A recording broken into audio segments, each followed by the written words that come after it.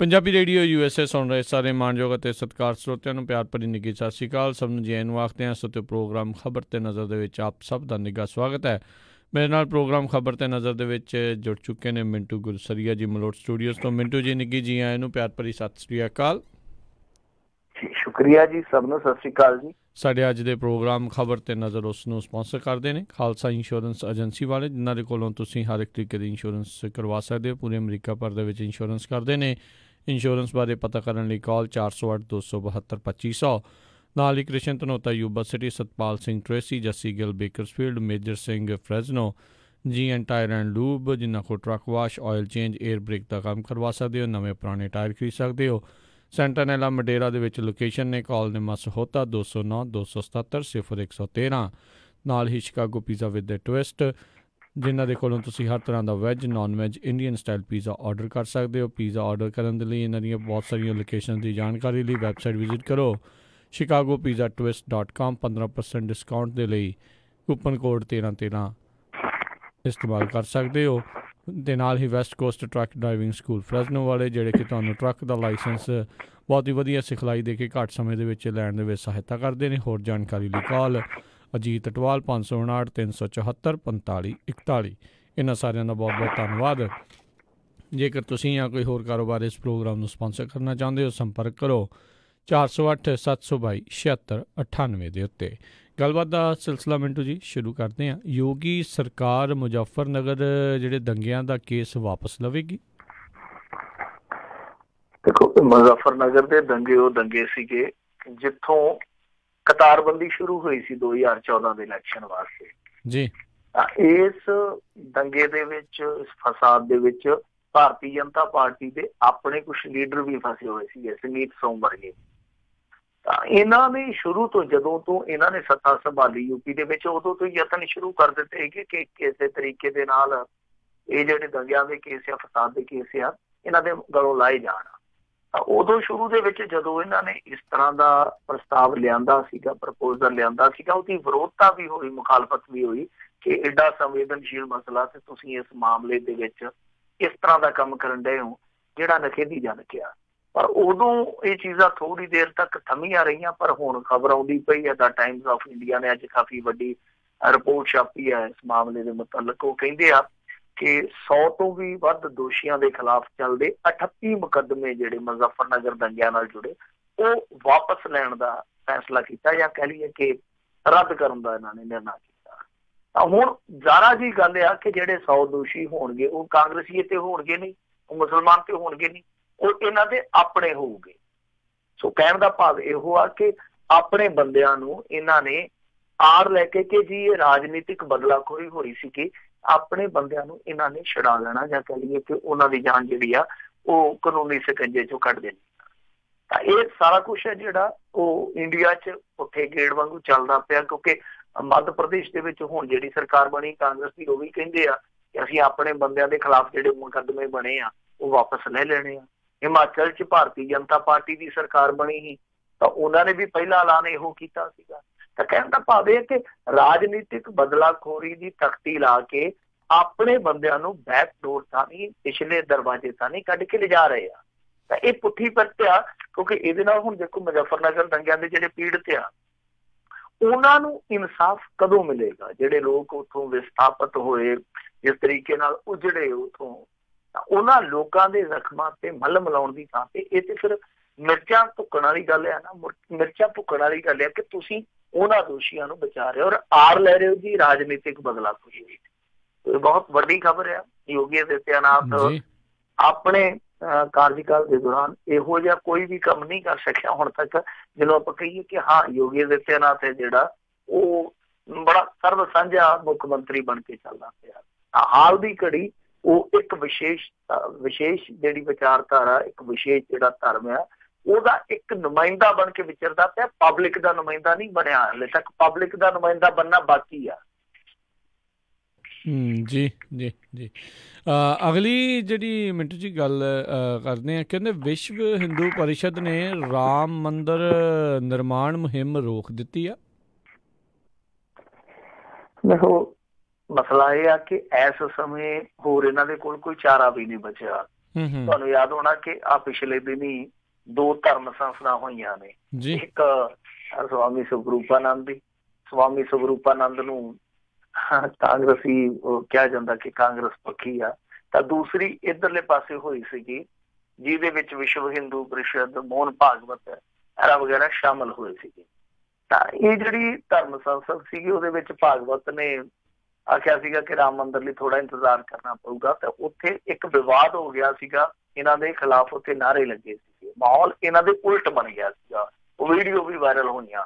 ਤਾਂ ਉਸ ਤੋਂ ਬਾਅਦ ਮੋਹਨ ਭਾਗਵਤ ਦੇ ਤੇਵਰ ਜਿਹੜੇ ਸੀਗੇ ਉਹ ਪਹਿਲਾਂ ਢਿੱਲੇ ਸੀ, ਫਿਰ ਬਹੁਤ ਜ਼ਿਆਦਾ ਕੱਸੇ ਗਏ, ਹੁਣ ਫਿਰ ਢਿੱਲੇ ਹੋ ਗਏ ਆ। ਤਾਂ ਉਸ ਤੋਂ ਬਾਅਦ ਵਿਸ਼ਵ ਹਿੰਦੂ ਪਰਿਸ਼ਦ ਦੇ ਵੀ ਤੇਵਰ ਵੈਸੇ ਹੀ ਆ ਜੈਸੇ ਹੁਣ ਮੋਹਨ ਭਾਗਵਤ ਦੇ ਆ, ਯਾਨੀ ਢਿੱਲੇ, ਇਹਨਾਂ ਦੇ ਪੇਚ ਢਿੱਲੇ ਹੋ ਗਏ ਆ। ਤਾਂ ਵਿਸ਼ਵ ਹਿੰਦੂ ਪਰਿਸ਼ਦ ਨੇ ਇੱਥੋਂ ਤੱਕ ਆਖ ਦਿੱਤਾ ਕਿ ਜਦੋਂ ਤੱਕ ਆਮ ਇਲੈਕਸ਼ਨ ਨਹੀਂ ਹੋ ਜਾਂਦਾ, ਭਾਰਤ ਜਨਰਲ ਇਲੈਕਸ਼ਨ ਜਦੋਂ ਤੱਕ ਨੇਪਰੇ ਨਹੀਂ ਚੜ ਜਾਂਦਾ, ਉਦੋਂ ਤੱਕ ਅਸੀਂ ਰਾਮ ਮੰਦਿਰ ਨਿਰਮਾਣ ਮੁਹਿੰਮ ਨੂੰ ਰੋਕਦੇ। ਕਹਿਣ ਦਾ ਭਾਵ ਇਹ ਆ ਕਿ ਉਹ ਕਹਿੰਦੇ ਆ ਕਿ ਇਹ ਅਸੀਂ ਇਲੈਕਸ਼ਨ ਦਾ ਮੁੱਦਾ ਨਹੀਂ ਬਣ ਦੇਣਾ, ਚੁਣਾਵੀ ਮੁੱਦਾ ਨਹੀਂ ਬਣ ਦੇਣਾ, ਤਾਂ ਇਸ ਕਰਕੇ ਕਿ ਇਹ ਚੁਣਾਵੀ ਮੁੱਦਾ ਨਾ ਬਣ ਸਕੇ ਅਸੀਂ ਆਪਣੀ ਮੁਹਿੰਮ ਨੂੰ ਹਾਲ ਦੀ ਘੜੀ ਬ੍ਰੇਕ ਲਾਉਂਦੇ ਹਾਂ। ਹਾਲਾਂਕਿ ਉਹਨਾਂ ਨੇ ਨਾਲ ਇਹ ਗੱਲ ਆਖੀ ਆ ਕਿ ਜਦ ਤੱਕ ਸ਼ਾਨਦਾਰ ਵਿਸ਼ਾਲ ਰਾਮ ਮੰਦਿਰ ਹੈ ਜਿਹੜਾ ਉਹਦਾ ਨਿਰਮਾਣ ਨਹੀਂ ਹੁੰਦਾ, ਹਿੰਦੂ ਚੈਨ ਨਾਲ ਨਹੀਂ ਬੈਠਣਗੇ ਤੇ ਨਾ ਹੀ ਦੂਜਿਆਂ ਨੂੰ ਚੈਨ ਨਾਲ ਬਹਿਣ ਦੇਣ। ਨਾਲ ਇਹ ਵੀ ਗੱਲ ਕਹਿੰਦੇ ਆ, ਪਰ ਉਹਨਾਂ ਨੇ ਇਹ ਗੱਲ ਪ੍ਰਮੁਖਤਾ ਦੇ ਨਾਲ ਆਖੀ ਆ, ਵਿਸ਼ੇਸ਼ ਤੌਰ ਤੇ ਆਖੀ ਆ ਕਿ ਅਸੀਂ ਇਹਨੂੰ ਇਲੈਕਸ਼ਨ ਦਾ ਮੁੱਦਾ ਨਹੀਂ ਮੰਨਦੇ। ਤਾਂ ਲੱਗਦਾ ਉਹ ਆ ਕਿ ਜੋ ਇਹਨਾਂ ਨੇ ਕਾਂਟਾ ਬਦਲਿਆ ਉਹਦੇ ਪਿੱਛੇ ਸ਼ਾਇਦ ਭਾਰਤੀ ਜਨਤਾ ਪਾਰਟੀ ਦਾ ਹੀ ਨੁਕਸਾਨ ਛੁਪਿਆ ਸੀਗਾ, ਜਿਹਨੂੰ ਬਚਾਇਆ ਜਾ ਰਿਹਾ। ਕਿਉਂਕਿ ਦੇਖੋ ਆਰਡੀਨੈਂਸ ਲਿਆ ਨਹੀਂ ਸਕਦੇ, ਜਿੱਦਾਂ ਇਹਨਾਂ ਨੇ ਮੰਗ ਰੱਖੀ ਸੀਗੀ ਕਿ ਬਿੱਲ ਲਏ ਲੋਕ ਸਭਾ ਦੇ ਵਿੱਚ, ਉਹ ਵੀ ਨਹੀਂ ਲਿਆ ਸਕਦੇ ਕਿਉਂਕਿ ਕਾਨੂੰਨੀ ਪੇਚੀਦਗੀਆਂ ਬਹੁਤ ਜ਼ਿਆਦਾ ਨੇ। ਤਾਂ ਹੁਣ ਜੇ ਮੰਨ ਲਓ ਰਾਮ ਮੰਦਿਰ ਦੇ ਹੱਕ ਦੇ ਵਿੱਚ ਜੇ ਬਹੁਤ ਵੱਡੇ ਪੱਧਰ ਤੇ ਲਹਿਰ ਛੇੜੀ ਜਾਂਦੀ ਆ, ਬਹੁਤ ਵੱਡੇ ਪੱਧਰ ਤੇ ਪ੍ਰੈਸ਼ਰ ਗੇਮ ਖੇਡੀ ਜਾਂਦੀ ਆ, ਤਾਂ ਉਹਦੇ 'ਚ ਨੁਕਸਾਨ ਕਿਹਦਾ ਹੋਣਾ? ਤੁਸੀਂ ਸਮਝ ਲਓ। ਬਹੁਤ ਸਰਲ ਜਵਾਬ ਆ, ਬਹੁਤ ਸਾਦਾ ਜਵਾਬ ਆ ਕਿ ਭਾਰਤੀ ਜਨਤਾ ਪਾਰਟੀ ਸੱਤਾ 'ਚ ਆ। ਭਾਰਤੀ ਜਨਤਾ ਪਾਰਟੀ ਹੁਣ ਤੱਕ ਰਾਮ ਮੰਦਿਰ ਤੇ ਰਾਜਨੀਤੀ ਕਰਦੀ ਆਈ ਆ। ਭਾਰਤੀ ਜਨਤਾ ਪਾਰਟੀ ਨੇ ਰਾਮ ਮੰਦਿਰ ਦੇ ਮੁੱਦੇ ਤੇ ਹੁਣ ਤੱਕ ਹਿੰਦੂਆਂ ਦੀਆਂ ਵੋਟਾਂ ਹਾਸਲ ਕੀਤੀਆਂ, ਤਾਂ ਸਭ ਤੋਂ ਜ਼ਿਆਦਾ ਦਬਾਅ ਕਿਹਦੇ ਤੇ ਪਊਗਾ? ਭਾਰਤੀ ਜਨਤਾ ਪਾਰਟੀ ਤੇ, ਕਿਉਂਕਿ ਉਹ ਹੀ ਕੇਂਦਰ ਤੇ ਕਾਬਜ਼ ਹੈ। ਸੋ ਇਸੇ ਕਰਕੇ ਸ਼ਾਇਦ ਪੈਂਤੜਾ ਬਦਲਿਆ, ਕਿਉਂਕਿ ਨਾ ਆਰਡੀਨੈਂਸ ਆ ਸਕਦਾ, ਕਿਉਂਕਿ ਜਦੋਂ ਸੁਣਵਾਈ ਚੱਲਦੀ ਹੋਵੇ ਕਿਸੇ ਇੱਕ ਧਿਰ ਦੇ ਹੱਕ ਦੇ ਵਿੱਚ ਆਰਡੀਨੈਂਸ ਨਹੀਂ ਲਿਆਂਦਾ ਜਾ ਸਕਦਾ, ਬਿੱਲ ਲਿਆਉਣਾ ਤੇ ਬਹੁਤ ਮੁਸ਼ਕਲ ਗੱਲ ਹੈ। ਸੋ ਇਸ ਕਰਕੇ ਹੁਣ ਲੱਗਦਾ ਇਹ ਹੋਇਆ ਕਿ ਵਿਸ਼ਵ ਹਿੰਦੂ ਪਰਿਸ਼ਦ ਕਾਂਟਾ ਬਦਲਦੀ ਹੈ ਤਾਂ ਕਿ ਇਹਨਾਂ ਦੇ ਪੈਰ 'ਚ ਕੋਈ ਕੰਡਾ ਨਾ ਵੱਜੇ। ਜੀ ਜੀ ਜੀ। ਅਗਲੀ ਜਿਹੜੀ ਗੱਲ ਕਰਦੇ, ਕਹਿੰਦੇ ਸੁਖਬੀਰ ਬਾਦਲ ਵਿਸ਼ੇਸ਼ ਅਧਿਕਾਰ ਕਮੇਟੀ ਸਾਹਮਣੇ ਪੇਸ਼ ਹੋਣੋਂ ਇਨਕਾਰੀ। ਦੇਖੋ ਇਨਕਾਰੀ ਇਹ ਹੋ ਗਏ ਆ, ਪਰ ਹਾਜ਼ਰੀ ਤੇ ਕਦੇ ਨਾ ਕਦੇ ਇਹਨਾਂ ਨੂੰ ਦੇਣੀ ਪੈਣੀ ਆ, ਕਿਉਂਕਿ ਇਹਦਾ ਸਰਨਾ ਨਹੀਂ ਹੈ ਮਾਮਲਾ ਜਿਹੜਾ ਉਹ ਵਿਸ਼ੇਸ਼ ਅਧਿਕਾਰ ਕਮੇਟੀ ਦਾ, ਜਿਹੜੀ ਅਸੈਂਬਲੀ ਦੀ ਵਿਸ਼ੇਸ਼ ਅਧਿਕਾਰ ਕਮੇਟੀ ਹੁੰਦੀ ਆ। ਰੌਲਾ ਕੀ ਆ? ਰੌਲਾ ਸਭ ਨੂੰ ਪਤਾ ਹੀ ਆ ਕਿ ਜਿਸ ਤਰੀਕੇ ਨਾਲ ਅਸੈਂਬਲੀ ਦੇ ਵਿੱਚ ਸੁਖਬੀਰ ਸਿੰਘ ਬਾਦਲ ਹੋਰਾਂ ਨੇ ਸਪੀਕਰ ਪ੍ਰਤੀ ਸ਼ਬਦਾਵਲੀ ਵਰਤੀ ਸੀਗੀ, ਉਹਨੂੰ ਗੈਰ ਮਰਿਆਦਕ ਮੰਨਿਆ ਗਿਆ। ਫਿਰ ਉਸ ਤੋਂ ਬਾਅਦ ਇੱਕ ਵਿਸ਼ੇਸ਼ ਅਧਿਕਾਰ ਕਮੇਟੀ ਜਿਹੜੀ ਸੀਗੀ ਉਹ ਜਾਂਚ ਕਰਦੀ ਆ, ਜਾਂਚ ਦੇ ਵਿੱਚ ਪਾਉਂਦੀ ਆ ਕਿ ਸੁਖਬੀਰ ਸਿੰਘ ਬਾਦਲ ਨੇ ਗਲਤ ਕੀਤਾ। ਹਾਲਾਂਕਿ 2 ਮਾਮਲੇ ਆ ਸੁਖਬੀਰ ਸਿੰਘ ਬਾਦਲ ਤੇ, 2 ਮਾਮਲੇ ਇਸ ਤਰ੍ਹਾਂ, ਇੱਕ ਤੇ ਸਪੀਕਰ ਨੂੰ ਜੋ ਬੋਲਿਆ, ਦੂਸਰਾ ਕਿ ਅਸੈਂਬਲੀ ਨੂੰ ਗੁੰਮਰਾਹ ਕੀਤਾ ਗਿਆ, ਝੂਠ ਬੋਲਿਆ ਗਿਆ, ਤੱਥਾਂ ਨੂੰ ਤੋੜਿਆ ਮਰੋੜਿਆ ਗਿਆ। 2 ਅਲੱਗ-ਅਲੱਗ ਮਾਮਲੇ ਆ, ਕਈ ਵਾਰੀ ਰਲਗੱਡ ਹੋ ਜਾਂਦੇ ਆ। ਇਹ ਨੋਟ ਕਰਨਾ ਜ਼ਰੂਰੀ ਆ ਕਿ 2 ਮਾਮਲੇ ਆ ਸੁਖਬੀਰ ਸਿੰਘ ਬਾਦਲ ਹੋਰਾਂ। ਤਾਂ ਹੁਣ ਸੁਖਬੀਰ ਸਿੰਘ ਬਾਦਲ ਨੇ ਪੇਸ਼ ਹੋਣਾ ਸੀਗਾ 6 ਫਰਵਰੀ ਯਾਨੀ ਅੱਜ, ਤਾਂ ਇਹ ਗਏ ਨਹੀਂ। ਹਾਲਾਂਕਿ ਸੁਖਬੀਰ ਬਾਦਲ ਦੇ ਨਾਲ ਦੇ ਜਿਹੜੇ ਅਕਾਲੀ ਦਲ ਵਾਲੇ ਉਹ ਕਹਿੰਦੇ ਆ ਜੀ ਕਿ ਸਾਡੇ ਕੋਲ ਡਾਕ ਨਹੀਂ ਪਹੁੰਚੀ, ਸਾਨੂੰ ਕੋਈ ਸੂਚਨਾ ਹੀ ਨਹੀਂ ਪਹੁੰਚੀ, ਯਾਨੀ ਨੋਟਿਸ ਹੀ ਨਹੀਂ ਮਿਲਿਆ ਸਾਨੂੰ, ਜਦਕਿ ਨੋਟਿਸ 15 ਦਿਨ ਪਹਿਲਾਂ ਜਿਹੜਾ ਉਹ ਜਾਰੀ ਹੋ ਚੁੱਕਾ ਸੀਗਾ। ਹੁਣ ਉਧਰ ਸੁਖਪਾਲ ਖਹਿਰਾ ਕਹਿੰਦਾ ਕਿ ਮੈਨੂੰ ਨਹੀਂ ਨੋਟਿਸ ਮਿਲਿਆ, ਸਪੀਕਰ ਕਹਿੰਦਾ ਕਿ ਅਸੀਂ ਨੋਟਿਸ ਭੇਜ ਦਿੱਤਾ, ਦੂਜਾ ਨੋਟਿਸ ਉਹਨੂੰ ਗਿਆ। ਪਰ ਦੂਸਰੇ ਪਾਸੇ ਅਕਾਲੀ ਵੀ ਕਹਿੰਦੇ ਆ ਕਿ ਸਾਨੂੰ ਤੇ ਨੋਟਿਸ ਮਿਲਿਆ ਨਹੀਂ। ਉਹ ਨੋਟਿਸ ਕਿੱਥੇ ਜਾਂਦੇ ਆ? ਇਹ ਵੀ ਇੱਕ ਬਹੁਤ ਵੱਡਾ ਸਵਾਲ ਆ ਕਿ ਇਹਨਾਂ ਦੇ ਘਰਾਂ ਤੱਕ ਜੇ ਨੋਟਿਸ ਨਹੀਂ ਪਹੁੰਚਦੇ ਤੇ ਫਿਰ ਸਧਾਰਨ ਬੰਦੇ ਦਾ ਘਰ ਕਿੱਦਾਂ ਨੋਟਿਸ ਲੱਭ ਲੈਣਗੇ? ਤਾਂ ਇਹ ਕਹਿੰਦੇ ਆ ਕਿ ਸਾਡੇ ਤੱਕ ਨੋਟਿਸ ਨਹੀਂ ਪਹੁੰਚਿਆ, ਤੇ ਉਹ ਕਹਿੰਦੇ ਚਲੋ ਕੋਈ ਗੱਲ ਨਹੀਂ ਅਸੀਂ ਪਹੁੰਚਾ ਦਿਆਂਗੇ।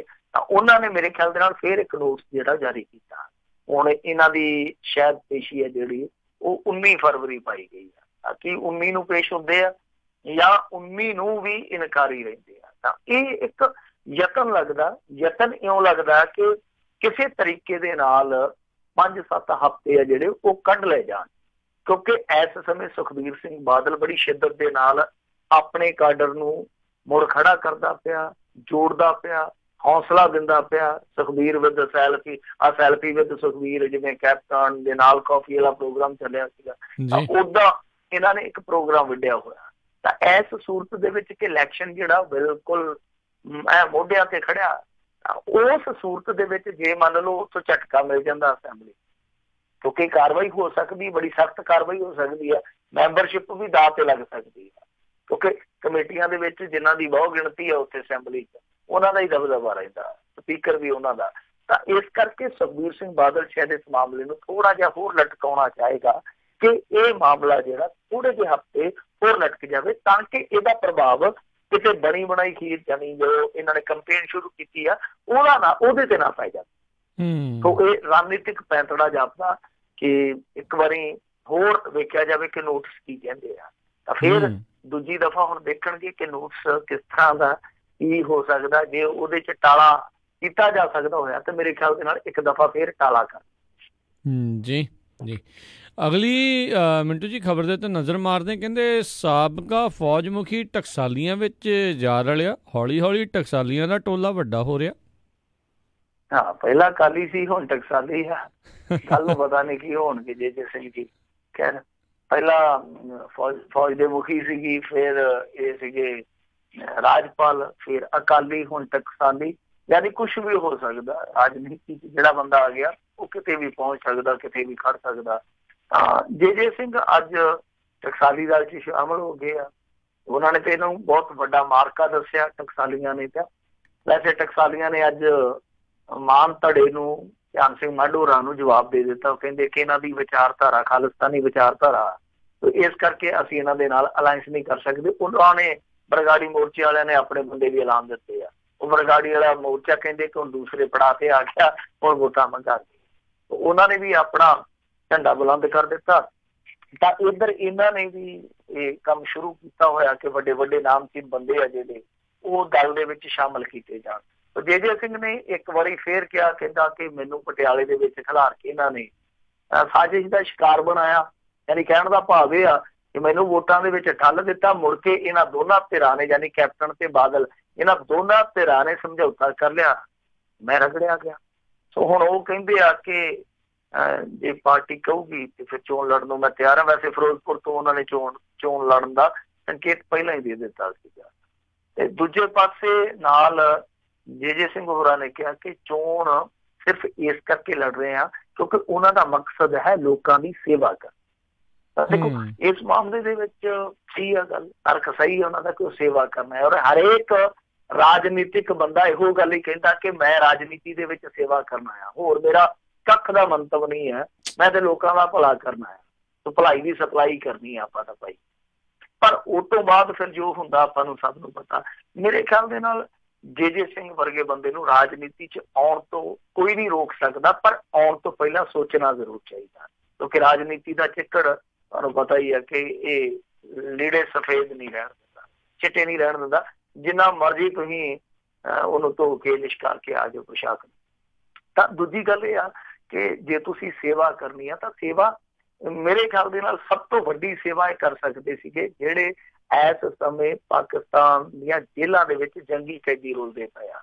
ਜੇ ਉਹਨਾਂ ਦੀ ਰਿਹਾਈ ਵਾਸਤੇ ਕੁਛ ਇਹ ਕਰ ਸਕਦੇ, ਕਿਉਂਕਿ ਇਹਨਾਂ ਦੇ ਕੋਲ ਤੇ ਬਹੁਤ ਸਾਰੇ ਪਲੇਟਫਾਰਮ ਆ, ਬਹੁਤ ਸਾਰੇ ਅਹੁਦੇ ਇਹਨਾਂ ਦੇ ਕੋਲ ਰਹਿ ਚੁੱਕੇ ਆ। ਫਿਰ 1 ਰੈਂਕ 1 ਪੈਨਸ਼ਨ ਦੀ ਕਿੱਡੀ ਵੱਡੀ ਮੰਗ ਆ ਫੌਜੀਆਂ ਦੀ। ਇਹ ਵੀ ਛੱਡੋ, ਇੱਥੇ ਸੈਂਕੜੇ ਹਜ਼ਾਰਾਂ ਫੌਜੀ ਜਿਨ੍ਹਾਂ ਨੂੰ ਇਹ ਸ਼ਹੀਦ ਕਹੀ ਜਾਂਦੇ ਆ, ਜਿਹੜੇ ਪੇਟ ਖਾਤਰ ਮਰ ਗਏ ਆ। ਤਾਂ ਉਹ ਲੋਕ ਜਿਹੜੇ ਦੇਸ਼ ਖਾਤਰ ਜਾਂ ਪੇਟ ਖਾਤਰ ਮਰੇ ਆ, ਉਹਨਾਂ ਦੇ ਪਰਿਵਾਰ ਜਿਹੜੇ ਆ ਉਹ ਕਿਵੇਂ ਵਿਲਕਦੇ ਪਏ ਆ। ਇਹਦੀ ਉਦਾਹਰਨ ਵੀ ਮੈਂ ਤੁਹਾਨੂੰ ਦੇ ਦੇਣਾ। ਇੱਥੇ ਆਪਣੇ ਪੰਜਾਬ ਦਾ ਇੱਕ ਬੰਦਾ ਜਿਹਦੇ ਕੋਲ ਮੇਰੇ ਖਿਆਲ ਦੇ ਨਾਲ 400-500 ਫੌਜੀਆਂ ਦੇ ਮੈਡਲ ਆ, ਇਹਨਾਂ ਨੇ ਆਪਣੀ ਜ਼ਿੰਦਗੀ 'ਚ ਮੈਡਲ ਮਿਲੇ ਜਾਂ ਉਹਨਾਂ ਦੀ ਸ਼ਹਾਦਤ ਤੋਂ ਬਾਅਦ ਉਹਨਾਂ ਦੇ ਪਰਿਵਾਰਾਂ ਨੂੰ ਮੈਡਲ ਦਿੱਤੇ ਗਏ। ਤਾਂ ਉਹਨਾਂ ਦੀ ਪਰਿਵਾਰਾਂ ਦੀ ਜਿਹੜੀ ਹਾਲਤ ਸੀਗੀ ਉਹ ਇੰਨੀ ਮੁਫਲਸੀ ਵਾਲੀ ਸੀਗੀ ਕਿ ਅੰਤ 'ਚ ਉਹਨਾਂ ਨੇ ਉਹ ਮੈਡਲ ਵੇਚੇ ਆ, ਕਬਾੜੀਆਂ ਤੱਕ ਨੂੰ ਵੇਚੇ। ਤਾਂ ਉਹ ਬੰਦਾ ਜਿਹੜਾ ਉਹ ਇਹਨਾਂ ਸਾਰੀਆਂ ਚੀਜ਼ਾਂ ਨੂੰ ਸੰਗ੍ਰਹਿਤ ਕਰਦਾ ਤਾਂ ਉਹਨੇ ਉਹ ਖਰੀਦੇ ਆ। ਤਾਂ ਤੁਸੀਂ ਆਪ ਹੀ ਅੰਦਾਜ਼ਾ ਲਾ ਲਓ ਕਿ ਜੇ ਸਾਬਕਾ ਜਨਰਲ ਜੇ ਸਿੰਘ ਹੋਰਾਂ ਨੇ ਸੇਵਾ ਹੀ ਕਰਨੀ ਹੋਵੇ ਤੇ ਮੇਰੇ ਖਿਆਲ ਦੇ ਨਾਲ ਇਸ ਤੋਂ ਵੱਡੀ ਕੋਈ ਸੇਵਾ ਨਹੀਂ। ਨਾਲੇ ਉਹਨਾਂ ਨੇ ਸਾਰੀ ਜ਼ਿੰਦਗੀ ਜਿੱਥੇ ਸੇਵਾ ਕੀਤੀ ਆ ਉਸੇ ਖੇਤਰ ਦੇ ਵਿੱਚ ਸੇਵਾ ਕਰਨ ਤੇ ਸੇਵਾ ਦਾ ਆਨੰਦ ਹੀ ਵੱਖਰਾ। ਜੀ ਜੀ। ਅਗਲੀ ਗੱਲ ਕਰਦੇ ਹਾਂ, ਕੈਪਟਨ ਸਰਕਾਰ ਨੂੰ ਕੇਂਦਰ ਤੋਂ ਮਿਲੇ 442 ਕਰੋੜ, ਫਿਰ ਵੀ ਅਧਿਆਪਕਾਂ ਨੂੰ 8 ਮਹੀਨਿਆਂ ਤੋਂ ਨਹੀਂ ਮਿਲੀ ਤਨਖਾਹ। ਇਹਨਾਂ ਨੂੰ ਭਾਵੇਂ 884 ਕਰੋੜ ਮਿਲ ਜਾਵੇ, ਇਹਨਾਂ ਦਾ ਹਾਲ ਇਹੋ ਹੀ ਰਹਿਣਾ। ਜੇ ਤੇ ਕਹਿ ਦਈਏ ਕਿ ਲੋਕਾਂ ਨੂੰ ਕੁਛ ਦਿਓ ਤੇ ਕਹਿੰਦੇ ਕਿ ਖਜ਼ਾਨਾ ਖਾਲੀ ਆ, ਤੇ ਜੇ ਲੋਕ ਕਹਿੰਦੇ ਆ ਕਿ ਤੁਸੀਂ ਕੁਛ ਨਾ ਲਓ ਕਹਿੰਦੇ ਕਿ ਖਜ਼ਾਨਾ ਜਿਹੜਾ ਡੁੱਲ ਪੈਂਦਾ। ਆਂਦੇ ਨਾ ਕੱਚੇ ਐਰਨ ਮਾਰਨੀ, ਸੂਈ ਦਾ ਕਰਨਾ ਦਾਨ। ਕੱਚ ਚ ਐਰਨ ਮਾਰ ਲੈਂਦੇ ਆ ਆਪਦੇ ਵਾਰੀ, ਯਾਨੀ ਐਰਨ ਮਾਰ ਲੈਂਦੇ ਆ ਕੱਚ ਦੇ ਵਿੱਚ, ਤੇ ਜੇ ਦਾਨ ਦੀ ਵਾਰੀ ਆਉਂਦੀ ਹੈ ਤੇ ਫਿਰ ਸੂਈ ਫੜਾ ਦਿੰਦੇ ਆ, ਲਓ ਚੱਕੋ। ਹਾਲ ਇਹਨਾਂ ਦਾ ਇਹੋ ਜਿਹਾ। ਏਦਾਂ ਇਹਨਾਂ ਨੇ ਕੀਤਾ ਸੀਗਾ ਕਿ ਪਿਛਲੇ ਵਾਰੀ ਕੀ ਆ ਕਿ ਬਹੁਤ ਵਾਰੀ ਇਹ ਗੱਲ ਕਹਿੰਦੇ ਆ ਤੇ ਦੇਖੋ ਜੀ ਕੇਂਦਰ ਨੇ ਫੰਡ ਨਹੀਂ ਦਿੱਤਾ, ਇਹ ਆ ਉਹ ਆ ਜੋ ਆ। 8 ਮਹੀਨਿਆਂ ਤੋਂ ਦੱਸਦੇ ਆ ਕਿ ਜੋ SMA ਰਮਸਾ ਅਧਿਆਪਕ ਆ ਉਹਨਾਂ ਦੀਆਂ ਤਨਖਾਹਾਂ ਰੋਕੀਆਂ ਹੋਈਆਂ। ਤੇ ਇਹਨਾਂ ਨੇ ਵਾਰ-ਵਾਰ ਇਹੋ ਗੱਲ ਕਹੀ ਕਿ ਕੇਂਦਰ ਹੈ ਜੀ ਉਹ ਜਿਹੜਾ ਫੰਡ ਨਹੀਂ ਦਿੰਦਾ ਪਿਆ, ਫੰਡ ਤੋਂ ਬਗੈਰ ਤੁਹਾਨੂੰ ਪਤਾ ਹੀ ਹੈ ਜੀ ਕਿ ਮੁੜ ਕੇ ਬੰਦਾ ਜਿਹੜਾ ਕੁਛ ਵੀ ਨਹੀਂ ਕਰ ਸਕਦਾ, ਕੋਈ ਪੰਧ ਤੈਅ ਨਹੀਂ ਕਰ ਸਕਦਾ। ਤਾਂ ਹੁਣ ਸੂਚਨਾ ਕਾਨੂੰਨ ਤਹਿਤ RTI ਲਾ ਕੇ ਪੁੱਛਿਆ ਗਿਆ ਕਿ ਕੀ ਇਹ ਜੋ ਤਰਕ ਦਿੱਤਾ ਜਾ ਰਿਹਾ ਕਿ ਕੇਂਦਰ ਫੰਡ ਨਹੀਂ ਜਾਰੀ ਕਰਦਾ ਉਹ ਸਹੀ ਆ। ਤਾਂ ਉਹਨਾਂ ਨੇ ਕਿਹਾ ਕਿ ਬਿਲਕੁਲ ਇਹ ਝੂਠ ਬੋਲਦੇ ਆ। 2018-19 ਲਈ 31 ਜਨਵਰੀ ਤੱਕ ਸਮਗਰ ਸਿੱਖਿਆ ਤਹਿਤ 442 ਕਰੋੜ ਰੁਪਈਏ ਦਾ ਫੰਡ ਜਾਰੀ ਕੀਤਾ ਗਿਆ। ਤਾਂ ਤੁਸੀਂ ਆਪ ਹੀ ਅੰਦਾਜ਼ਾ ਲਾ ਲਓ ਕਿ 442 ਕਰੋੜ ਦਾ ਫੰਡ ਆਇਆ ਤੇ ਜਿਹੜੀਆਂ ਤਨਖਾਹਾਂ ਨੇ ਉਹ 8-8 ਮਹੀਨੇ ਤੋਂ ਰੁਕੀਆਂ ਪਈਆਂ। ਦਾ ਮਤਲਬ ਇਹ ਆ ਕਿ ਇਹ ਤਨਖਾਹਾਂ ਰੋਕ ਕੇ ਆਪਣੀਆਂ ਤਨਖਾਹਾਂ 'ਚ ਪੈਸਾ ਲਾ ਲਿਆ ਗਿਆ। ਔਰ ਤਨਖਾਹਾਂ ਤੋਂ ਮੈਨੂੰ ਚੇਤਾ ਆ ਗਿਆ ਕਿ ਆਪਦਾ ਇਹਨਾਂ ਦਾ ਇੰਨਾ ਜ਼ਿਆਦਾ ਪਰਦਾ ਬਣਿਆ ਲੁੱਟ ਦਾ ਕਿ ਜਿਹੜੇ ਮਨਪ੍ਰੀਤ ਸਿੰਘ ਬਾਦਲ ਹੋਰੀ ਕਹਿੰਦੇ ਸੀ ਕਿ ਅਸੀਂ ਤਨਖਾਹਾਂ ਭੱਤਿਆਂ ਦੀ ਜਾਣਕਾਰੀ ਹਰੇਕ ਮਹੀਨੇ ਦਿਆ ਕਰਾਂਗੇ। ਇਹਨਾਂ ਨੇ ਔਰ ਇਹਨਾਂ ਦੇ ਮੰਤਰੀਆਂ ਨੇ ਸਮੇਤ ਕੈਪਟਨ ਅਮਰਿੰਦਰ ਸਿੰਘ ਨੇ ਖੁਦ RTI ਦੇ ਵਿੱਚ ਆਪਣੇ ਤਨਖਾਹਾਂ ਭੱਤਿਆਂ ਦੇ ਬਿਊਰੇ ਦੇਣ ਤੋਂ ਇਨਕਾਰ ਕਰ ਦਿੱਤਾ। ਸੋ ਇੱਕ ਪਾਸੇ ਆਪਦੇ ਪਰਦੇ ਹੇਠ ਬੁੱਕਲ 'ਚ ਗੁੜ ਖਾਈ ਜਾਂਦੇ ਆ, ਦੂਜੇ ਪਾਸੇ ਜਿਨ੍ਹਾਂ ਲੋਕਾਂ ਦਾ ਹੱਕ ਬਣਦਾ, ਜਿਨ੍ਹਾਂ ਲੋਕਾਂ ਦੀ ਉਜਰਤ ਬਣਦੀ ਹੈ, ਮਿਹਨਤਾਨਾ ਬਣਦਾ, ਉਹਨਾਂ ਨੂੰ ਤਰਸਾਇਆ ਜਾਏ। ਸੋ ਇਹ ਭਾਂਡਾ ਜਿਹੜਾ ਇਹਨਾਂ ਦਾ ਫੁੱਟ ਗਿਆ, ਭਾਂਡਾ ਜਿਹੜਾ ਇਹਨਾਂ ਦਾ ਚੁਰਾਹੇ 'ਚ ਫੁੱਟਿਆ। ਇਹ ਕਹਿੰਦੇ ਸੀਗੇ ਕਿ ਸਾਡੇ ਕੋਲ ਫੰਡ ਨਹੀਂ ਆਏ, ਕੇਂਦਰ ਫੰਡ ਨਹੀਂ ਜਾਰੀ ਕਰਦਾ, ਪਰ ਕੇਂਦਰ ਨੇ ਦੱਸ ਦਿੱਤਾ ਕਿ ਸਾਡੇ ਫੰਡ ਜਿਹੜੇ ਪਹੁੰਚ ਚੁੱਕੇ ਆ, ਤੁਸੀਂ ਪਤਾ ਕਰੋ ਇਹਨਾਂ ਨੇ ਕਿਹੜੀ ਖੁੱਡ 'ਚ ਵਾੜ ਦਿੱਤੇ ਆ। ਜੀ ਉਹ ਨਹੀਂ ਲੱਭਦੇ ਜਲਦੀ ਕਿਤੇ। ਅਗਲੀ ਗੱਲ ਕਰੀਏ ਮਿੰਟੂ ਜੀ, ਕਹਿੰਦੇ ਨਾਮਜ਼ਦ ਪੁਲਿਸ ਕਰਮਚਾਰੀ ਫਿਰ ਹਾਈ ਕੋਰਟ ਦੀ ਸ਼ਰਨ ਵਿੱਚ। ਇਹਨਾਂ ਜਾਣਾ ਹੀ ਜਾਣਾ ਸੀਗਾ ਕਿਉਂਕਿ ਜਿੰਨੇ ਵੀ ਕਾਨੂੰਨੀ ਬਦਲ ਬਚਦੇ ਆ ਇਹ ਵਰਤੂਗੇ ਜੀ ਜੀ। ਉੱਥੋਂ ਇਹਨਾਂ ਨੂੰ ਖੈਰਾਤ ਮਿਲਦੀ ਹੈ ਜਾਂ ਨਹੀਂ ਮਿਲਦੀ ਇਹ ਵੱਖਰੀ ਗੱਲ ਹੈ, ਬਾਅਦ ਦੀ ਗੱਲ ਆ। ਸੋ ਇਹ ਨਾਮਜ਼ਦ ਪੁਲਿਸ ਕਰਮਚਾਰੀ ਇਹਨਾਂ ਚੋਂ ਇੱਕ ਤੇ ਗ੍ਰਿਫਤਾਰ ਆ ਚਰਨਜੀਤ ਸ਼ਰਮਾ, ਪਰ ਜਿਹੜੇ ਦੂਸਰੇ ਆ ਅਮਰਜੀਤ ਸਿੰਘ ਹੋਇਆ, ਪ੍ਰਦੀਪ ਸਿੰਘ ਹੋਇਆ, ਉਹ ਹਾਈ ਕੋਰਟ ਦੇ ਡਿਵੀਜ਼ਨ ਬੈਂਚ ਕੋਲ ਚਲੇ ਗਏ ਆ। ਤਾਂ ਕਿਉਂਕਿ ਦੇਖੋ ਹਾਈ ਕੋਰਟ ਦੀ ਸਿੰਗਲ ਬੈਂਚ ਨੇ ਇਹ ਫੈਸਲਾ ਦਿੱਤਾ ਸੀਗਾ, ਉਹਨਾਂ ਨੇ ਉਸ ਫੈਸਲੇ ਨੂੰ ਚੈਲੰਜ ਕਰ ਦਿੱਤਾ ਡਿਵੀਜ਼ਨ ਬੈਂਚ ਦੇ ਕੋਲ। ਤਾਂ ਹੁਣ ਡਿਵੀਜ਼ਨ ਬੈਂਚ ਇਸ ਮਾਮਲੇ ਨੂੰ ਸੁਣੂਗੀ। ਤਾਂ ਉਹਨਾਂ ਨੇ ਮੰਗ ਇਹੋ ਕੀਤੀ ਆ ਕਿ ਇਸ ਜਾਂਚ ਪੜਤਾਲ ਨੂੰ ਸਟੇ ਕਰ ਦਿੱਤਾ ਜਾਵੇ ਔਰ ਮਾਮਲੇ ਦੀ ਜਿਹੜੀ ਸਮੁੱਚੀ ਜਾਂਚ ਪੜਤਾਲ ਹੈ ਉਹ CBI ਦੇ ਹਵਾਲੇ ਕਰ ਦਿੱਤੀ ਜਾਵੇ। ਯਾਨੀ ਉਹੀ ਤੋਤਾ ਰੱਟਣ ਉਹਨਾਂ ਦੀ ਕਿ ਪੰਜਾਬ ਪੁਲਿਸ ਤੇ ਯਕੀਨ ਨਹੀਂ ਹੈਗਾ। ਜਿਸ ਪੁਲਿਸ ਦੇ ਵਿੱਚ ਰਹਿ ਕੇ ਹੁਣ ਤੱਕ ਮੰਡੀਆਂ ਖਾਂਦੇ ਰਹੇ, ਹਲਵੇ ਖਾਂਦੇ ਰਹੇ, ਹੁਣ ਕਹਿੰਦੇ ਕਿ ਉਹ ਪੁਲਿਸ ਧੱਕਾ ਕਰਦੀ ਆ, ਸਾਡੀ ਜਾਂਚ ਪੜਤਾਲ ਜਿਹੜੀ ਆ ਉਹ CBI ਤੋਂ ਕਰਵਾ ਦਿਓ। ਤਾਂ ਹੁਣ ਹਾਈ ਕੋਰਟ ਇਹਦੇ ਤੇ ਫੈਸਲਾ ਲਊਗੀ, ਪਰ ਪੰਜਾਬ ਸਰਕਾਰ ਨੇ ਪਹਿਲਾਂ ਹੀ ਜਾ ਕੇ ਕੈਬਨਿਟ ਪਾਈ, ਆਪਾਂ ਉਹਦੇ ਤੇ ਗੱਲ ਕੀਤੀ 1-2 ਦਫਾ। ਤਾਂ ਇਹਨਾਂ ਨੇ ਕੈਬਨਿਟ ਪਹਿਲਾਂ ਹੀ ਪਾਈ ਹੋਈ ਆ ਕਿ ਜੇ ਕੋਈ ਇਸ ਤਰ੍ਹਾਂ ਦੀ ਮੰਨ ਲਓ ਪਟੀਸ਼ਨ ਆਉਂਦੀ ਆ ਤਾਂ ਉਹਦੇ ਤੇ ਸੁਣਵਾਈ ਕਰਨ ਤੋਂ ਪਹਿਲਾਂ ਪੰਜਾਬ ਸਰਕਾਰ ਦਾ ਪੱਖ ਸੁਣ ਲਿਆ ਜਾਣਾ ਚਾਹੀਦਾ। ਤਾਂ ਲੱਗਦਾ ਇਹੋ ਆ ਕਿ ਪੰਜਾਬ ਸਰਕਾਰ ਜਾ ਕੇ ਉੱਥੇ ਮੁਖਾਲਫਤ ਕਰੂਗੀ ਇਹਨਾਂ ਦੀ ਪਟੀਸ਼ਨ ਦੀ। ਤਾਂ ਵੈਸੇ ਵੀ ਉੱਦਾਂ ਜੇ ਦੇਖੀਏ ਕੇਸ ਦਾ ਜਿੰਨਾ ਭਾਰ ਆ, ਉਸ ਭਾਰ ਦੇ ਮੁਤਾਬਕ ਲੱਗਦਾ ਨਹੀਂ ਹੈ ਕਿ ਇਹਨਾਂ ਨੂੰ ਕੋਈ ਰਿਆਇਤ ਮਿਲੂਗੀ। ਹਾਲਾਂਕਿ ਜੇ ਇੱਥੋਂ ਮੰਨ ਲਓ ਇਹਨਾਂ ਨੂੰ ਖੈਰਾਤ ਨਹੀਂ ਮਿਲਦੀ ਕਿਸੇ ਰੈਤ ਦੀ, ਤਾਂ ਫਿਰ ਇਹ ਸੁਪਰੀਮ ਕੋਰਟ ਤੱਕ ਜਾ ਸਕਦੇ ਆ। ਤਾਂ ਸੁਪਰੀਮ ਕੋਰਟ ਦੇ ਵਿੱਚੋਂ ਵੀ ਇਹਨਾਂ ਨੂੰ ਕੋਈ ਰਾਹਤ ਮਿਲ ਜੂਗੀ, ਇਹਦਾ ਇਮਕਾਨ ਬਹੁਤ ਘੱਟ ਆ, ਬਹੁਤ ਘੱਟ ਆ। ਹਾਲਾਂਕਿ ਕਾਨੂੰਨੀ ਭਾਸ਼ਾ ਦੇ ਵਿੱਚ ਜੇ ਆਪਾਂ ਕਹੀਏ ਤਾਂ ਸਭ ਕੁਝ ਸੰਭਵ ਵੀ ਹੁੰਦਾ। ਕਾਨੂੰਨ ਦਾ ਵੀ ਇੱਕ ਦਾਇਰਾ ਬਹੁਤ ਉਸ ਵੱਡੇ ਦਾਇਰੇ ਦੇ ਵਿੱਚ ਚੋਰ ਮੋਰੀਆਂ ਵੀ ਹੁੰਦੀਆਂ, ਕਈ ਵਾਰ ਉਹ ਵਰਤ ਲਈਆਂ ਜਾਂਦੀਆਂ। ਪਰ ਇਹ ਜਿਹੜਾ ਮਾਮਲਾ ਇਹ ਇੰਨਾ ਸੰਵੇਦਨਸ਼ੀਲ ਆ, ਮੇਰੇ ਖਿਆਲ ਦੇ ਨਾਲ ਬਾਰੇ ਇਹਨਾਂ ਨੂੰ ਜ਼ਮਾਨਤ ਜਾਂ ਕੋਈ ਰਿਆਇਤ ਨਹੀਂ ਮਿਲੂਗੀ। ਇਹਨਾਂ ਨੂੰ ਜਾਂਚ ਪੜਤਾਲ ਦਾ ਸਾਹਮਣਾ ਕਰਨਾ ਹੀ ਪਊ। ਜੀ ਜੀ। ਅਗਲੀ ਜਿਹੜੀ ਗੱਲ ਕਰਦੇ ਆ, ਕਹਿੰਦੇ ਕਰਤਾਰਪੁਰ ਲਾਂਘੇ ਦੇ ਲਈ ਪਾਸਪੋਰਟ ਦੀ ਲੋੜ ਪਵੇਗੀ। ਅੱਜ ਇੱਕ ਮੀਟਿੰਗ ਹੋਈ ਆ ਦਿੱਲੀ ਦੇ ਵਿੱਚ, ਕਾਫੀ ਹਾਈ ਲੈਵਲ ਦੀ ਮੀਟਿੰਗ ਹੋਈ ਆ, ਜਿਹਦੇ ਵਿੱਚ ਪੰਜਾਬ ਦੇ ਮੁੱਖ ਸਕੱਤਰ ਹੈ ਜਿਹੜੇ ਅਵਤਾਰ ਸਿੰਘ, BSF ਦੇ ਜਿਹੜੇ DG RK ਮਿਸ਼ਰਾ, ਜਾਂ ਪਾਕਿਸਤਾਨ ਵਿੱਚ ਭਾਰਤੀ ਹਾਈ ਕਮਿਸ਼ਨਰ ਅਜੇ ਵਸਾਰੀਆ, ਜਿਹੜੇ ਇਹ ਸਾਰੇ ਸ਼ਾਮਲ ਹੋਏ ਆ। ਪਰ ਇਹ ਪਹਿਲੀ ਵਾਰ ਸੀਗਾ ਕਿ ਪਾਕਿਸਤਾਨ ਦੇ ਭਾਰਤੀ ਹਾਈ ਕਮਿਸ਼ਨਰ ਹੈ ਜਿਹੜੇ ਉਹ ਵੀ ਇਸ ਮੀਟਿੰਗ ਦਾ ਹਿੱਸਾ ਸਨ। ਇਹ ਜਿਹੜੀ ਮੀਟਿੰਗ ਹੋਈ ਆ ਉਸ ਤੋਂ ਬਾਅਦ ਜਿਹੜੇ ਸਾਡੇ ਇੱਥੋਂ ਦੇ ਚੀਫ ਸੈਕਟਰੀ ਆ ਅਵਤਾਰ ਸਿੰਘ ਜੀ, ਕਰਨ ਅਵਤਾਰ ਸਿੰਘ ਜੀ, ਉਹਨਾਂ ਨੇ ਇਹ ਜਾਣਕਾਰੀ ਦਿੱਤੀ ਆ ਕਿ ਦੇਖੋ ਜੋ ਦਰਸ਼ਨ ਹੋਣਗੇ ਉਹਨਾਂ ਲਈ ਪਰਮਿਟ ਸਲਿੱਪ ਦੀ ਜਿਹੜੀ ਆ ਜ਼ਰੂਰਤ ਪਊਗੀ, ਪਰ ਉਹਦੇ ਵਾਸਤੇ ਪਾਸਪੋਰਟ ਦੀ ਵੀ ਲੋੜ ਪੈ ਸਕਦੀ ਆ। ਸੋ ਹੁਣ ਇਹ ਇੱਕ ਬਹੁਤ ਵੱਡੀ ਗੱਲ ਉਹਨਾਂ ਨੇ ਕਹੀ ਆ ਕਿ ਪਰਮਿਟ ਸਲਿੱਪ ਦੇ ਨਾਲ ਪਾਸਪੋਰਟ ਦੀ ਜ਼ਰੂਰਤ ਪੈ ਸਕਦੀ ਆ। ਯਾਨੀ ਜੋ ਮੰਗ ਕੀਤੀ ਸੀਗੀ ਪੰਜਾਬ ਸਰਕਾਰ ਨੇ ਕਿ ਪਾਸਪੋਰਟ ਜ਼ਰੂਰੀ ਨਾ ਕੀਤਾ ਜਾਵੇ, ਉਹ ਹਾਲੇ ਵੀ ਸ਼ਰਤ ਜਿਹੜੀ ਆ ਪੂਰੀ ਤਰ੍ਹਾਂ ਖਤਮ ਨਹੀਂ ਹੋਈ। ਹਾਲਾਂਕਿ ਉਹ ਹਵਾਲਾ ਦੇ ਰਿਹਾ ਕਿ ਪਰਮਿਟ ਸਲਿੱਪ ਹੈ ਜਿਹੜੀ ਉਹਦੇ ਨਾਲ ਕੰਮ ਚੱਲੂਗਾ, ਪਰ ਉਹਦੇ ਵਾਸਤੇ ਪਾਸਪੋਰਟ ਦੀ ਜ਼ਰੂਰਤ ਪੈ ਸਕਦੀ। ਦੂਜੀ ਚੀਜ਼ ਜਿਹੜੀ ਇਹਨਾਂ ਨੇ ਇਤਰਾਜ਼ ਦੇ ਰੂਪ ਚ ਕਹੀ ਸੀਗੀ ਕਿ ਤੀਰਥ ਯਾਤਰਾ ਇਕੱਲੇ ਸਿੱਖਾਂ ਤੱਕ ਸੀਮਤ ਨਹੀਂ ਹੋਣੀ ਚਾਹੀਦੀ, ਤਾਂ ਉਸ ਮੁੱਦੇ ਤੇ ਮੇਰੇ ਖਿਆਲ ਦੇ ਨਾਲ ਥੋੜੀ ਫਰਕ ਤੇ ਦਿਖਾਈ ਉਹਨਾਂ ਨੇ ਕਿ ਕੋਈ ਵੀ ਸ਼ਰਧਾਲੂ ਹੋ ਸਕਦਾ। ਤਾਂ ਇਹ ਇੱਕ ਬਹੁਤ ਵੱਡੀ ਖਬਰ ਹੈ ਇਸ ਮਾਮਲੇ ਦੇ ਵਿੱਚ ਕਿ ਪਾਸਪੋਰਟ ਵਾਲਾ ਅੜੰਗਾ ਜਿਹੜਾ ਫੇਰ ਕਾਇਮ ਦਾ ਕਾਇਮ। ਤਾਂ ਇਹ ਨਹੀਂ ਹੋਣਾ ਚਾਹੀਦਾ, ਕਿਉਂਕਿ ਸਾਡੇ ਪੰਜਾਬ ਦੇ ਵਿੱਚ ਦੇਖੋ ਬਾਬੇ ਨਾਨਕ ਦਾ ਪੈਰੋਕਾਰ ਤੇ ਕੋਈ ਵੀ ਹੋ ਸਕਦਾ, ਸਾਰਿਆਂ ਕੋਲ ਪਾਸਪੋਰਟ ਨਹੀਂ ਹੈ, ਕਈ ਪਾਸਪੋਰਟਾਂ ਦੇ ਅੜੰਗੇ ਵੀ ਹੁੰਦੇ ਕਈ ਲੋਕਾਂ ਦੇ। ਇਹ ਜਿਹੜੀ ਸ਼ਰਤ ਹੈ ਮੇਰੇ ਖਿਆਲ ਦੇ ਨਾਲ ਇਹਦਾ ਇਤਰਾਜ਼ ਕਰਨਾ ਚਾਹੀਦਾ। ਜਿਹੜੇ ਉਹਨਾਂ ਦੇ ਖਾਨ ਸਾਹਿਬ ਆ ਜਾਂ ਜਿਹੜੇ ਇੱਧਰ ਮੋਦੀ ਸਾਹਿਬ ਆ, ਇਹਨਾਂ ਦੋਵਾਂ ਤੱਕ ਇਹ ਦਰਖਾਸਤ ਕਰਨੀ ਚਾਹੀਦੀ ਹੈ ਕਿ ਕਿਸੇ ਤਰੀਕੇ ਨਾਲ ਇਹ ਸ਼ਰਤ ਜਿਹੜੀ ਹਟਾਈ ਜਾਵੇ। ਪਰਮਿਟ ਬਣਦਾ ਜਾਂ ਉਹਦੇ ਲਈ ਕੋਈ ਫੀਸ ਹੈ ਜਿਹੜੀ, ਉਹਦਾ ਕੋਈ ਚੱਕਰ ਨਹੀਂ ਹੈ, ਉਹ ਜੋ ਵੀ ਹੈ ਇਹਨਾਂ ਦੀਆਂ ਸ਼ਰਤਾਂ ਪੂਰੀਆਂ ਕੀਤੀਆਂ ਜਾ ਸਕਦੀਆਂ। ਪਰ ਪਾਸਪੋਰਟ ਹੈ ਜਿਹੜਾ ਉਹ ਹਰੇਕ ਗਰੀਬ ਬੰਦੇ ਕੋਲ ਨਹੀਂ ਹੁੰਦਾ। ਤਾਂ ਕਈ ਪੇਂਡੂ ਜਿਹੜੇ ਆ ਉਹ ਇਹਨਾਂ ਚੱਕਰਾਂ 'ਚ ਪੈਂਦੇ ਨਹੀਂ, ਕਿਉਂਕਿ ਪਾਸਪੋਰਟ ਬਣਾਉਣ ਦੀ ਵੀ ਇੱਕ ਉਲਝਣ ਆ, ਪ੍ਰਕਿਰਿਆ ਉਹਦੇ ਵਿੱਚ ਧੱਕੇ ਥੋੜੇ ਵੀ ਖਾਣੇ ਪੈਂਦੇ ਆ। ਤਾਂ ਬਹੁਤ ਸਾਰੇ ਲੋਕ ਉਹਨਾਂ ਚੀਜ਼ਾਂ ਤੋਂ ਬਚਦੇ ਆ, ਤੇ ਜੇ ਇਹੋ ਜਿਹੀ ਸ਼ਰਤ ਰੱਖੀ ਜਾਂਦੀ ਹੈ ਤਾਂ ਉਹ ਲੋਕ ਇਸ ਮਹਾਨ ਕਾਜ ਤੋਂ, ਇਸ ਮਹਾਨ ਸਹੂਲੀਅਤ ਤੋਂ ਵਿਰਵੇ ਰਹਿ ਜਾਣਗੇ। ਜਿਹੜੇ ਲੋਕ ਸੋਚ ਕੇ ਬੈਠੇ ਆ ਕਿ ਅਸੀਂ ਬਾਬੇ ਦੇ ਦਰ ਤੇ ਜਾਵਾਂਗੇ, ਬਾਬੇ ਦੇ ਖੇਤਾਂ ਦੇ ਦਰਸ਼ਨ ਕਰਾਂਗੇ, ਪਰ ਉਹਨਾਂ ਦੇ ਕੋਲ ਪਾਸਪੋਰਟ ਨਹੀਂ ਹੈਗਾ। ਜੀ ਜੀ ਬਿਲਕੁਲ। ਸੋ ਫਿਰ ਵਿਚਾਰੇ ਉੱਦਾਂ ਦੇ ਉੱਦਾਂ ਹੀ ਰਹਿ ਜਾਣਗੇ। ਅਗਲੀ ਮਿੰਟ ਜੀ ਗੱਲ ਕਰਦੇ, ਕਹਿੰਦੇ 9ਵੀਂ ਦੀ ਵਿਦਿਆਰਥਣ ਨੇ ਜਿਹੜੇ ਆਤਮਦਾਹ ਦੇ ਨੋਟ ਦੇ ਵਿੱਚ ਲਿਖੀਆਂ ਦਿਲ ਝੰਜੋੜਨ ਵਾਲੀਆਂ ਗੱਲਾਂ। ਦੇਖੋ ਇਸ ਕੁੜੀ ਨੇ ਖੁਦਕੁਸ਼ੀ ਕੀਤੀ ਹੈ, 9ਵੀਂ ਦੀ ਬੱਚੀ ਲਾ ਲਓ ਕਿ 13-14 ਵਰਿਆਂ ਦੀ ਹੋਣੀ ਜੀ। 13-14 ਵਰਿਆਂ ਦੀ ਉਮਰ ਦੇ ਵਿੱਚ ਇੱਕ ਸੁਸਾਈਡ ਨੋਟ ਲਿਖ ਕੇ ਖੁਦਕੁਸ਼ੀ ਕਰਨੀ, ਤੁਸੀਂ ਆਪ ਹੀ ਅੰਦਾਜ਼ਾ ਲਾ ਲਓ ਕਿ ਉਹ ਬੱਚੀ ਆ ਜਿਹੜੀ ਕਿੰਨੀ ਮਜਬੂਰ ਰਹੀ ਹੋਏਗੀ।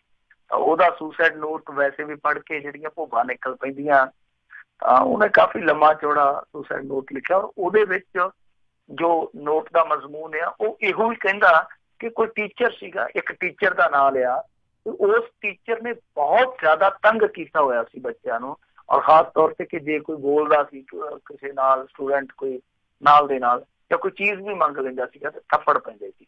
ਉਹ ਕਹਿੰਦੀ ਹੈ ਕਿ ਮੈਨੂੰ ਬਹੁਤ ਜ਼ਿਆਦਾ ਉਸ ਬੰਦੇ ਨੇ ਪਰੇਸ਼ਾਨ ਕੀਤਾ ਹੋਇਆ। ਅੰਤ 'ਚ ਉਹ ਅਪੀਲ ਵੀ ਕਰਦੀ ਆ ਕਿ ਮੇਰੇ ਨਾਲ ਜੋ ਹੋ ਗਿਆ ਮੈਨੂੰ ਮਾਫ਼ ਕਰਿਓ।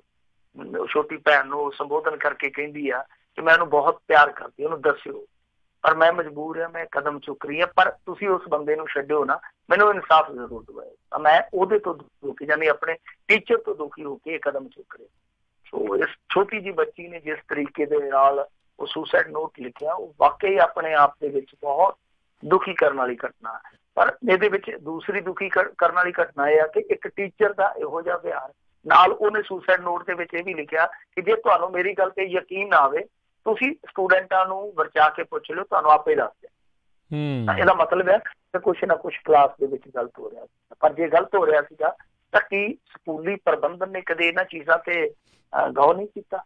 ਇਹ ਵੀ ਵੇਖਣ ਵਾਲੀ ਚੀਜ਼ ਆ। ਸਕੂਲੀ ਪ੍ਰਬੰਧਨ ਫਿਰਕਾ ਤਾਂ ਜੇ ਇੱਕ ਟੀਚਰ ਇਹੋ ਜਿਹੀ ਮਾਨਸਿਕਤਾ ਰੱਖਦਾ, ਉਹਦੀ ਮਾਨਸਿਕਤਾ ਜਿਹੜੀ ਉਹ ਕਰੂਰਤਾ ਭਰੀ ਆ, ਤਾਂ ਘੱਟੋ ਘੱਟ ਕੋਈ ਪ੍ਰਿੰਸੀਪਲ ਜਾਂ ਹੋਰ ਜੋ ਕੋਈ ਪ੍ਰਬੰਧਕੀ ਬੋਰਡ ਦਾ ਕੋਈ ਬੰਦਾ ਉੱਥੇ ਉਹ ਤੇ ਹੋਊਗਾ, ਤਾਂ ਘੱਟੋ ਘੱਟ ਉਹਨਾਂ ਨੂੰ ਤੇ ਇਹਨਾਂ ਚੀਜ਼ਾਂ ਨੂੰ ਰੋਕਣਾ ਚਾਹੀਦਾ। ਕਿਉਂਕਿ ਅਸੀਂ ਉਸ ਦੌਰ ਦੇ ਵਿੱਚ ਉਹ ਨਹੀਂ ਰਹਿ ਗਏ ਜਿੱਥੇ ਕੰਨ ਫੜਾ ਕੇ ਸਾਰਾ ਦਿਨ ਮਾਸਟਰ ਕੁੱਟੀ ਜਾਂਦੇ। ਅੱਜ ਦੌਰ ਬਦਲ ਗਿਆ। ਜ਼ਰੂਰਤ ਇਸੇ ਗੱਲ ਦੀ ਆ ਕਿ ਇਸ ਤਰ੍ਹਾਂ ਦੇ ਜਿੱਥੇ ਵੀ ਕਿਤੇ ਕੋਈ ਵਰਤਾਰੇ ਚੱਲਦੇ ਆ ਉਹਨਾਂ ਨੂੰ ਰੋਕਿਆ ਜਾਵੇ, ਕਿਉਂਕਿ ਅੱਜ ਕੱਲ੍ਹ ਸਟੂਡੈਂਟ ਜਿਹੜੇ ਆ ਉਹ ਜ਼ਹਿਨੀ ਪੱਖੋਂ ਹੋਰ ਤਰੀਕੇ ਨਾਲ ਸੋਚਦੇ।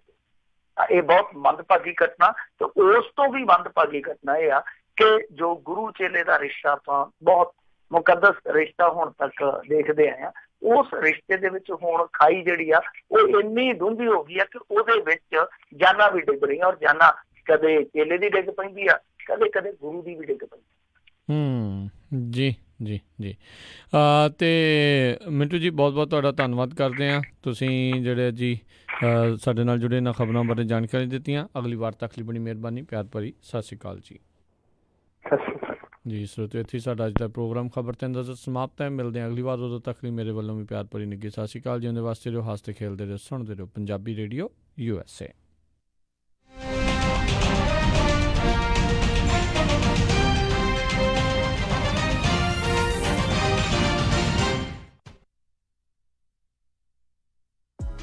ਬਾਈ ਨਵੀਂ ਮਸਟੈਂਗ ਕਢਾਈ ਆ, ਹੁਣ ਤੇਰੀ ਗੱਡੀ ਵਾਂਗੂ ਕਸਟਮ ਰਿਮ ਤੇ ਚੌੜੇ ਜਿਹੇ ਟਾਇਰ ਪਵਾਉਣੇ ਆ, ਫਿਰ ਗੱਡੀ ਦੀ ਟੌਰ ਵੱਧ ਜੂ। ਤੂੰ